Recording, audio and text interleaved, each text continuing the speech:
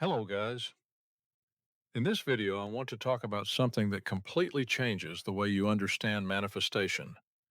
Because most people who try to manifest are doing it in a way that almost guarantees they will fail.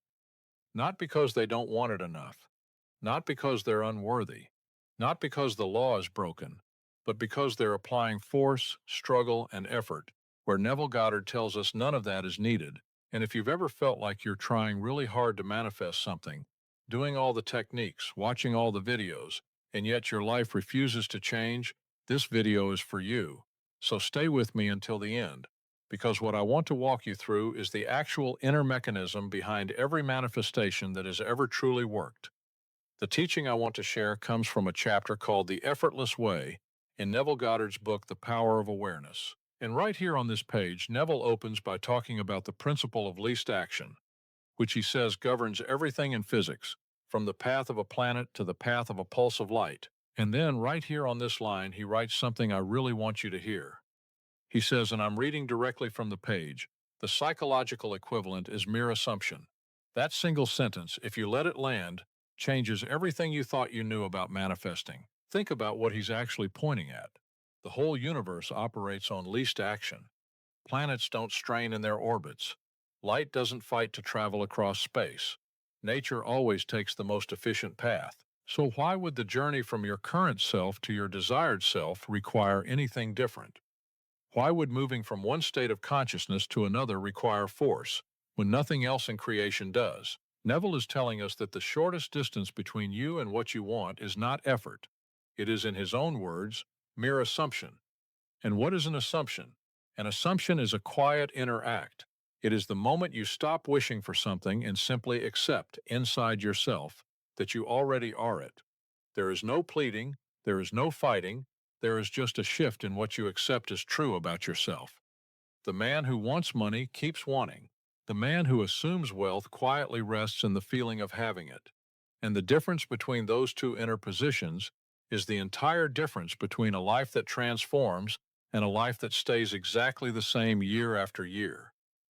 Now, I want you to stop and think honestly about your own life for a moment. Have you ever wanted something so badly that you obsessed over it? Maybe a person, maybe a job, maybe an amount of money. And the more you wanted it, the further away it seemed to move. That's not bad luck.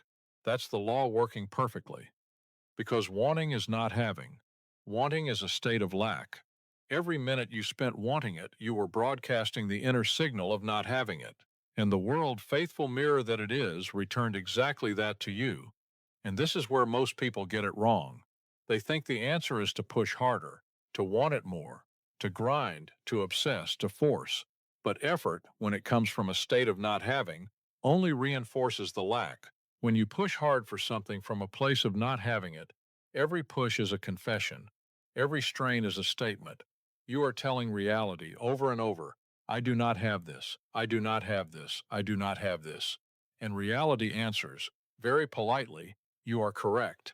So the harder you try from that state, the more you cement the very thing you're trying to escape. The trying itself becomes the chain. And this is exactly where Neville's words on this page cut so deep. Right here on this line, he writes that through an assumption you hurry without haste and reach your goal without effort. Look at that phrase, reach your goal without effort. He's not exaggerating. He's not being poetic. He means it literally. The goal is reached not by adding more force, but by removing the resistance of wanting. You arrive without straining to arrive, because the assumption itself is already the arrival. Once you have inwardly become what you want to be, the outer world has nothing left to do but catch up to you. So someone who wants more money, but spends every day worrying about money, is not actually moving toward wealth, they're rehearsing poverty. They're practicing it hour after hour, like a musician practicing a sad song. Someone who wants love but constantly feels invisible, rejected, or unworthy is not building toward love, they're broadcasting absence. Someone who wants success but still identifies as the person who hasn't made it yet is not approaching success. They're confirming, with every thought, that they haven't arrived. The world is not being cruel to these people. The world is simply showing them with perfect precision the state of consciousness they've been quietly holding all along.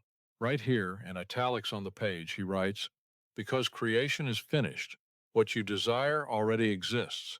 Read that line slowly with me.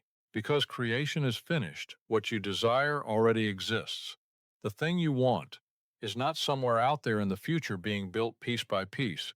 It is not waiting to be earned. It already is.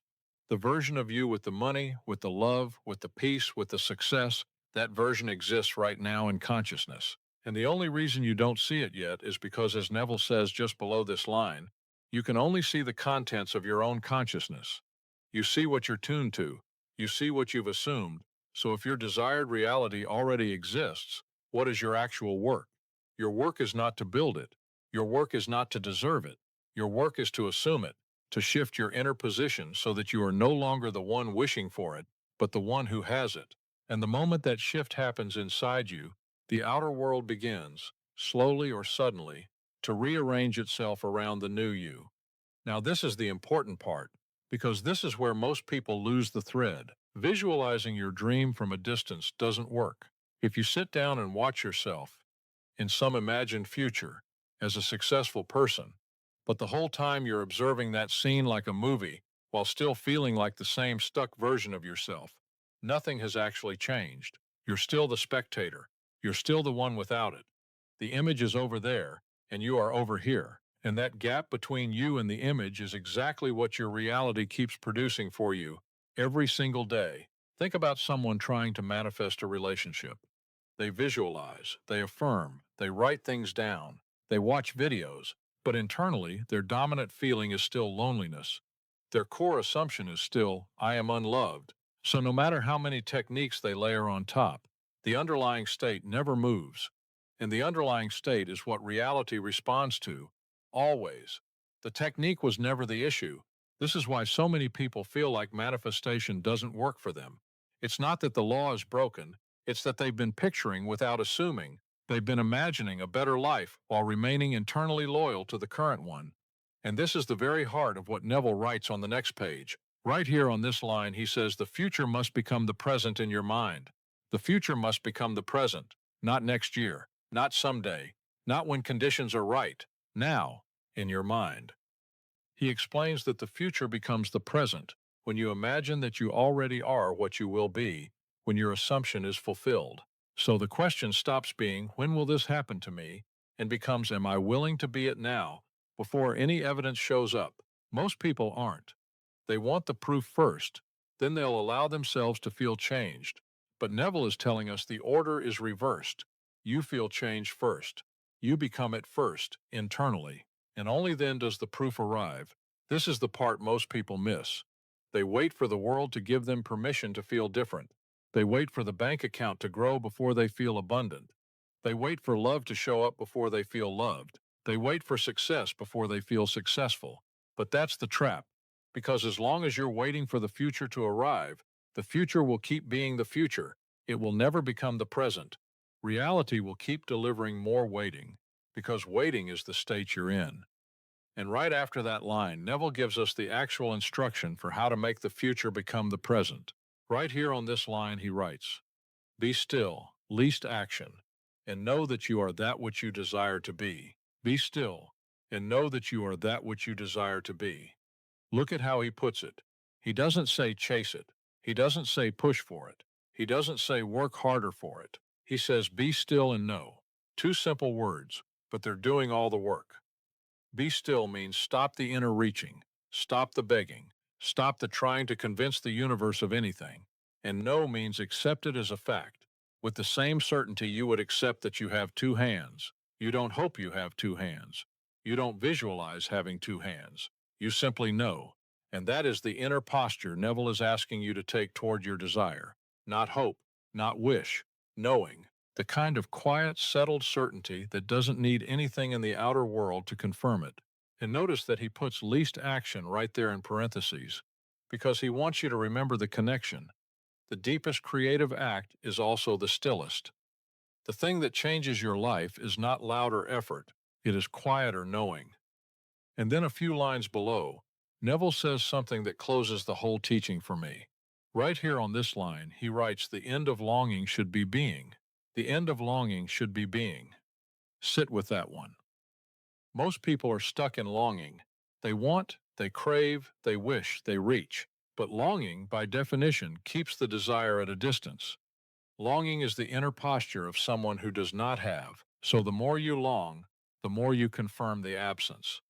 The shift Neville is asking for is not bigger longing, it is the end of longing.